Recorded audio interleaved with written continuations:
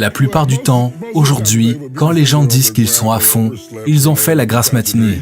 Ils sont allongés sur le canapé et mangent des céréales. C'est ce que je veux dire.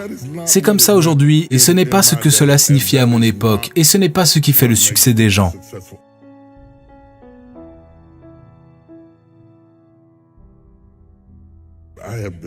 J'ai eu de la chance d'être dans la même pièce que certaines personnes les plus incroyables de la planète. L'autre jour, j'ai déjeuné avec le PDG d'AT&T. Et nous avons passé des heures et des heures à discuter et à interagir l'un avec l'autre, et nous sommes devenus amis. Dimanche dernier, j'ai été invité chez Oprah pour le lancement de son livre, et je l'ai vue dans les coulisses, et j'ai pu voir comment elle fonctionne, qui elle est et ce qu'elle fait. J'ai vu des gens qui étaient dans la clandestinité. J'ai vu Steve Harvey se démener. J'ai vu des gens qui sont sur la brèche. Être vraiment sur la brèche, c'est une éthique de travail qui vous époustouflerait. Vous seriez époustouflés. J'ai 60 ans et tous ceux qui travaillent pour moi sont plus jeunes que moi et ils vous diront qu'en termes de travail, je vous mets la misère. Je vous mets la misère.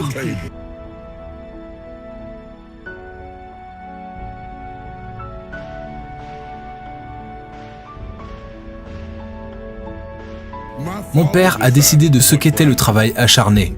Tu ne travaillais pas de manière acharnée tant que papa ne te le disait pas. Sortez les mains de votre poche, comme si les mains que vous avez dans vos poches valaient des millions de dollars. Ils nous ont appris à ne pas être paresseux. Ils parlaient de paresse comme si c'était une maladie. Ne me dis pas que tu es au taquet alors que tu n'es pas vraiment au taquet. Le matin, il doit dévorer la proie. Et le soir, il doit partager le butin. Si tu ne dévores pas quand tu es jeune, tu n'auras rien à partager quand tu seras vieux.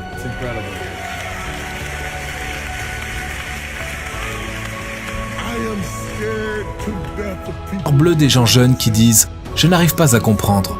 Je sais pas trop. Je n'ai pas encore décidé après avoir essayé si j'aimais ceci ou non. Je ne sais pas. »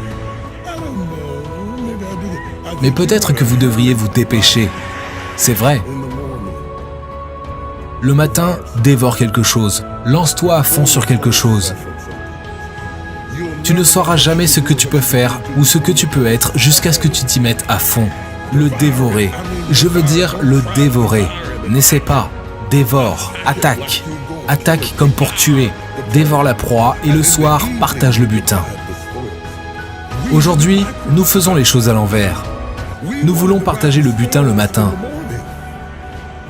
Alors on tergiverse quand il faudrait dévorer. Vous voyez, ne vous inquiétez pas de savoir quel nom vous portez sur vos vêtements. Quand on est jeune, on se soucie de son nom à soi.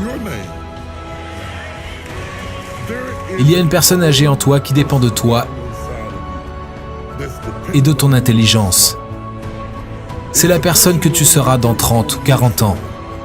Ne décevez pas cette personne en faisant l'idiot pendant les années où vous êtes les plus forts au cours de votre vie et puis quand vous êtes voûté et que vos genoux sont rouillés, que vous ne pouvez plus bouger, maintenant que vous êtes foutu, vous allez vous y mettre à fond à ce moment-là.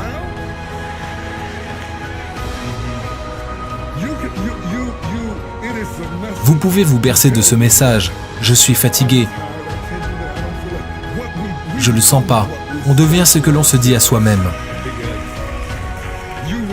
Vous ne gagnerez jamais les Jeux Olympiques en disant « Oh non, j'ai pas envie de m'entraîner aujourd'hui. Je ne sais pas si je le ferai quand j'en aurai envie. Je ne le fais pas parce que je n'ai pas envie de m'entraîner. Je veux avoir le trophée. Je veux le trophée, mais je ne veux pas faire tout ce qu'il faut pour l'avoir. » On dévore le matin. On partage le soir. Et si on essaie quelque chose et que ça ne marche pas, c'est pas grave. Essayez autre chose. Si mon fils me disait, il disait « Papa, je vais à l'école. » Il termine un diplôme de 4 ans d'ingénieur du son. Il disait « Je pense que c'est la chose que je veux faire. » Mais il est à table avec moi et il disait « Mais supposons que ce ne soit pas le cas. Supposons que je jette tout par-dessus bord et que ce ne soit pas vraiment mon truc. » Et je me suis penché sur la table pour dire « Ne t'inquiète pas pour ça, fils. Si ce n'est pas ton truc, ce sera la chose qui mènera à ton truc. »